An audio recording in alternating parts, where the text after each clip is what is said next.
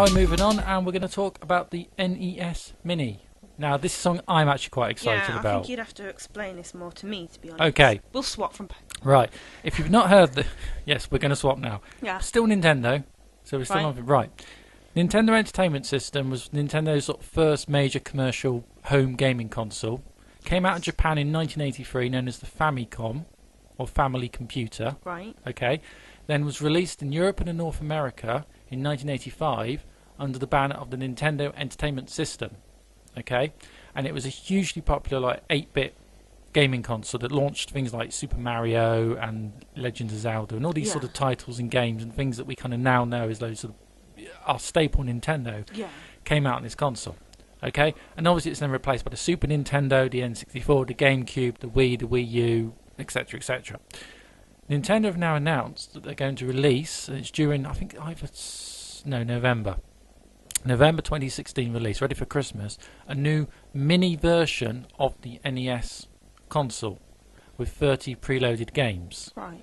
Okay. Now the original NES was a cartridge-based system. Yeah. This is just like you can't add anything to it. You can't take anything away from it. Okay.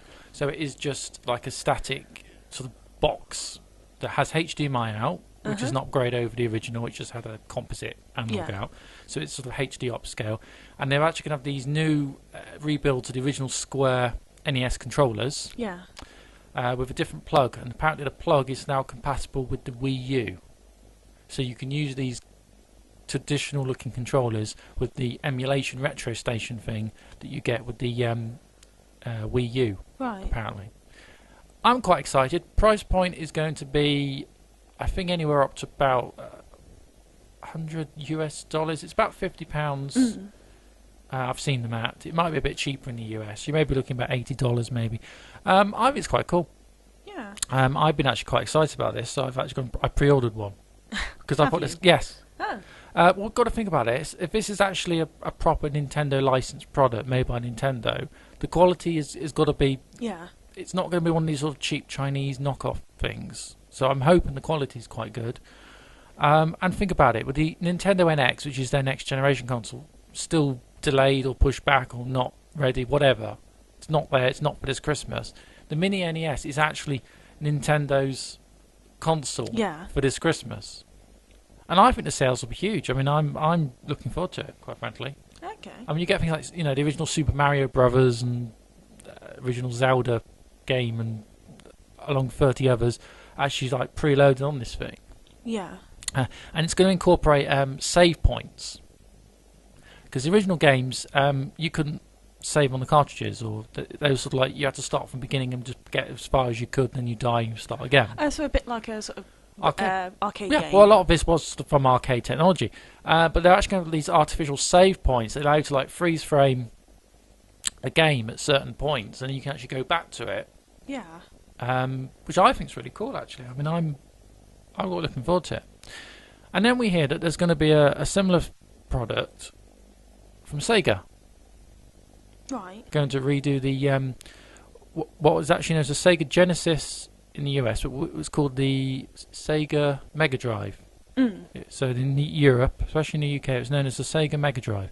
And this is a 16-bit console that Sega, at the time when they were still making consoles, went up against Nintendo's SNES. Yeah. And apparently this one is going to have controller ports for the original. Sega used the original Atari type analog controller port, and this box was going to have 2 analog controller ports, so it could actually plug your Genesis controllers in, and it was also going to have a slot in the top to take cartridges. Oh. And then it's going to have 80 preloaded games on board as well. So do you think they're trying to outdo the NES? Well, this is what the news stories broke on the various, clickbait websites and what have you. And then it was suddenly pointed out, and a couple of other YouTube videos and quite popular bloggers and things came up with this and said, hang on a minute, this Sega product has been around for some time. Has it? Yeah, it's already out. Oh. It's manufactured by a Chinese company called At Games, so it's not actually a Sega. It's Sega licensed product. It's not a Sega manufactured product, and it's already been out. It's not a new thing. And so these 80 packaged games, right? Yeah. I think something like 40 of them are actually just like generic, Chinese copycat type Oh. clone arcade type, So like then like a Tetris clone, yeah. or So the NES then has got proper. proper games, proper license, proper Nintendo product. The Sega thing isn't. It's not. It's Sega have authorized it. Yeah. But then some people are saying the build quality of the Sega product is no good. It's cheap, and the cartridge it won't play all the games because the emulator. So hold on. Would this cartridge then, because obviously you've got the Sega Master and the Master was beforehand. No, apparently it only run the Genesis. oh, okay. So so it probably would only play the Genesis console. So it's Because obviously, as you know, I was then given a game from a friend, which is Sonic. yeah, Sonic on the Sega Master. Now I've been trying to figure this one out because Sonic came out 91. Yeah. And the Master was the 8-bit first generation Sega console. And I didn't think the two crossed because Sonic was quite late in the development cycle. So I don't know a lot about that, in all honesty. No, neither do I. But all I know is this won't play that, if that's what you're asking. All I know is my friend was given the game and she didn't have the console, so she's gave it to me, and I'm like, well, I don't have the console, so nobody knows if this game works. But apparently the emulation on this isn't particularly good. It won't run the Sega product. It won't run a good percentage of cartridge games. Right. So I'm a bit like, and it's not. It's like it's sort of been like re-announced as if there's going to be this big console war now between the, the re-release Sega Genesis versus the re-release Nintendo Entertainment System. The one hasn't been re-released. No, you can still get it now. Oh. So do you think they're going to do like a massive boot of it to try and put it against? Well, I wonder if it was even a strategic thing. If it was just something made up by some journalists on some gaming sites. Because I'm just like, well, if people have already got it. I mean, there's YouTube reviews of this Sega games thing. So I'm just a bit like, well, okay, I mean, the one no one has got is the Mini NES. Yeah. That's the interesting one, and it's certainly one I'm interested in. I mean, I sort of grew up more with Nintendo than I did anything else. So, I mean, some more specs about it came out because I did wonder originally if the Mini NES was going to use the same chipset as the original. Now, the original used a MOS Technologies 6502 processor. Why is that important? Well, that chip was also used in like all the big home computers at the time. So your Apple I, your Apple II, your Commodore 64. Here in the UK, the BBC Micro, Acorn Electron used it. The Atari 2600 game console used it. That's your Space Invaders Pac-Man console used it. And also your ET. We're not going to talk about ET. Yeah, the console that killed the video game market and killed Atari. But it all used the 6502 chip, right? Oh, right. Which is an 8-bit processor. One of the last products actually to use a miniaturized 6502 was the Tamagotchi digital pet. Yeah. Do you remember those? I don't know that. I killed it. It may have starved to death. Didn't we all kill it? Yeah. Kill them eventually. Yeah. Got bored. No. So I thought this might actually have, because it's a Nintendo product, so it doesn't need to emulate anything. Yeah. It could just have a ROM chip with all the software on board. Yeah. Yeah. A bit like the cartridges had. Yeah. And then it could actually run a 6502, and it could just run natively. Oh. But of course, I'm forgetting the graphics chip, which would be a separate chip, and that's the thing I think people struggle to emulate. Right. But apparently, no, it's not. It's actually going to use. Well, Nintendo, for some press release that went out, and they said that it was going to be a new emulation engine which developed in house. Right. So if it's an emulator, it means it's got to emulate. What it's emulating is the 6502 chip. So what's it actually running on? And I reckon it's going to be some kind of ARM processor.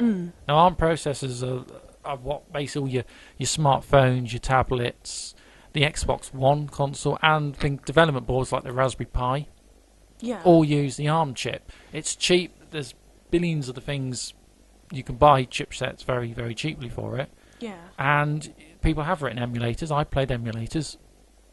I mean, some of them work really well. I mean, I've played emulators too and found that They just did not run very well, but I think that was... Well, the staple games tend to be things like the Super Mario Yeah. series. If you write an emulator for a platform, for like a Nintendo platform, I mean, for the N64 emulators, the staple was to get Super Mario 64 to run. But then things like Pilot Wings wouldn't work, or I tried F1 World Grand Prix, I think it was, yeah, and that didn't work properly. It played, but you couldn't cope with, like, Mario Kart didn't work properly either, because it couldn't cope with the split screening in the emulator. And of course, there's been problems with people trying to emulate cartridge-based systems, because you can only buy clone NES systems, but apparently some of those struggle even with the original cartridges, because the emulators just aren't quite there. Yeah. So I mean, obviously Nintendo picked these 30 games. They could actually modify them if you think about it.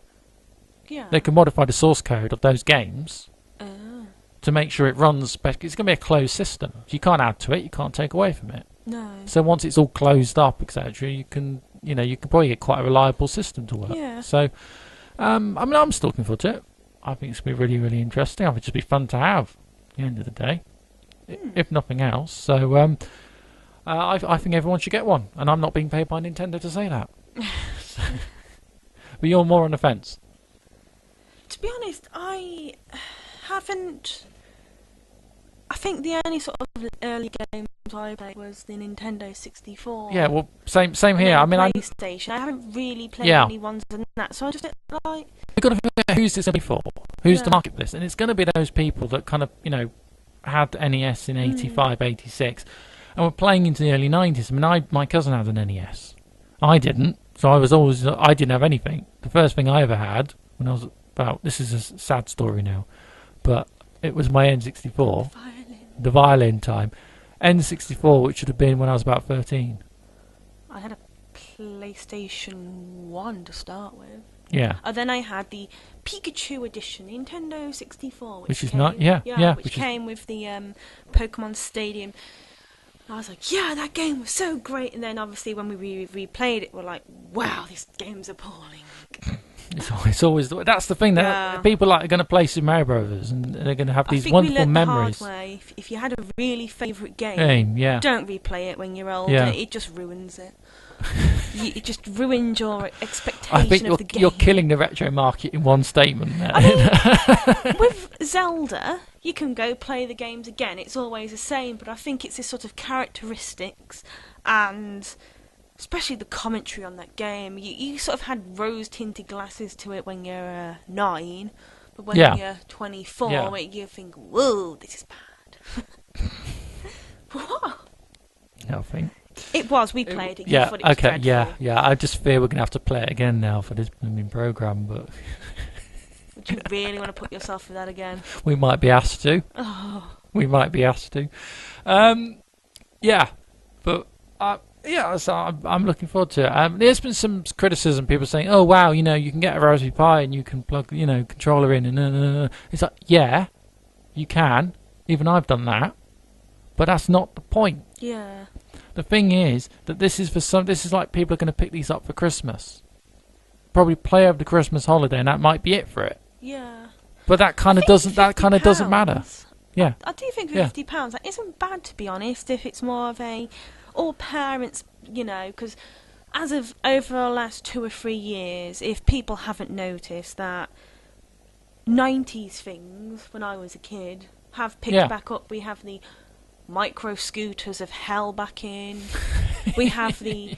It's not quite the Furbies. They have these really weird alien-looking things which creep me out, which are their sort of replica of Furbies. And those alien pods in an egg with the jelly stuff, that's become popular again.